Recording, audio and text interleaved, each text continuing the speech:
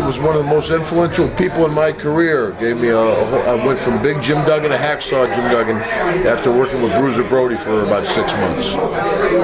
Ric Flair, the Nature Boy, probably the greatest star ever in professional wrestling, bigger than Hulk Hogan, maybe not in name, but in wrestling and wrestling ability.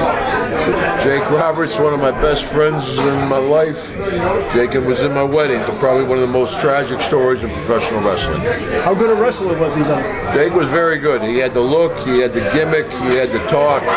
Second generation guys were usually a little more polished. Vince McMahon, love him or hate him, you got to respect the man. How many billionaires are out there hitting people with chairs and getting hit with chairs? I'm like, there's Gates, boom. Now, Vince McMahon, you got to respect the guy. Overall, has he been overall good for the amount of money that can be made in this business? You know, he went from regional to international. Sure, it made it better for a smaller group of guys. Back in the territorial days, wrestling was good for a larger group of guys. Now, of course, it's more central. There's one company. It's better for just a smaller group of guys. Bobby Heenan, one of the funniest guys in the business, but a cancer survivor like myself, and of course, he's fighting for his life now, so I hope he does well. Andre, there's only one giant. Big Show's a big guy, probably a better athlete than Andre. Khali is probably a little bit taller, but there's only one giant. Check out The Princess's Bride. And what was it like working with him, the feud? Andre was a rough day at the office. I'd get on the airplane, the guy sitting next to me in first class be going, geez, I had a rough day at the office. I said, don't even talk about it, brother. I just got done with a giant. Hulk Hogan, Hulkster's the Hulkster. He transcends professional wrestling. First guy to make the move from wrestling to the big-time show business, and a good friend of mine. Harley Race, the old-timer, back old-school Harley Race, used to carry a pistol in his car. He was there to see the transition from what it is to now to what it was then.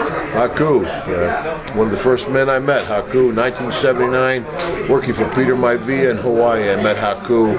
Actually saved my bacon in a wrestling riot back in the old days. But truly, probably one of the toughest men in the business. Jesse, I don't know too well. You know, I've run across Jesse a few times, but he's always been a gentleman. Macho Man is crazy as a hoot owl.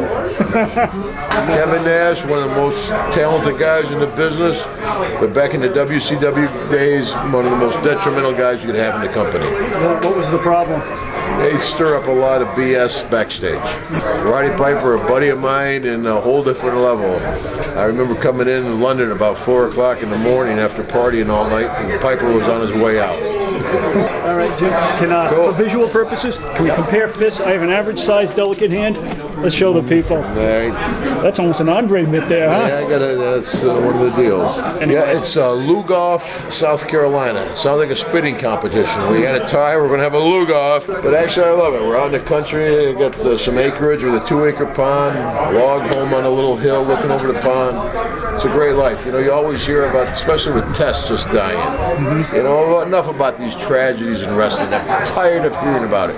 There's a lot of guys, 30 years in the business, been with my wife 25 years. I have 2 girls that do well in school. I'm active in the community. It's not wrestling. It's a personal choice. If you kill yourself, it's your own fault.